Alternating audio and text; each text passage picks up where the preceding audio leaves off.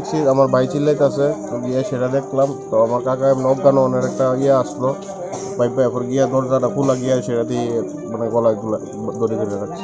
আত্মহত্যার মানে করার কারণটা কি, মানে পারিবারিক কারণ বলতে তাই এমন কোনো কারণ নাই, তাই একটু মানসিক রোগে আসলো। কারণ লাস্ট সবাই জানে পাড়ার তাই অসুস্থ আসলো, এরপরে সুস্থ হয়ে এসে বাড়িতে একটু মানসিকভাবে তাই অসুস্থ আসলো। আপনারা কোন সময় বিষয়টা দেখছেন? যখন আওয়াজ শুনছি তখন গিয়ে সেটা দেখছি। আনুমানিক সময়টা? আনুমানিক সময় মানে 10-15 মিনিট আগে। কি নাম ওনার? সজলকান্তি দেবনাথ। বয়স কত? 55-56। আপনারা এর আগে ওনার চিকিৎসা করাইছেন? হ্যাঁ, ওনার কলকাতা থেকে চিকিৎসা করে এসে তেনা এখন সুস্থ আসলো, বাট মেন্টালি একটু তেনার এফেক্ট হয়ে গেছিল ওই কারণে। আপনারা কি পুলিশে জানাইছেন হ্যাঁ, বিষয়? পুলিশ এসে পরে সব দেখছে। কোন থানাতে জানাইছেন? পূর্ব থানা।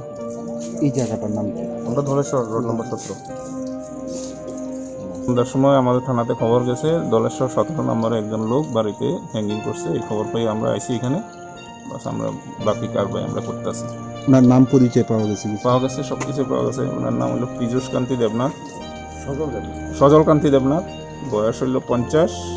বাবার নাম late Phulin Bihari Debnath, Daleshwar road number 17।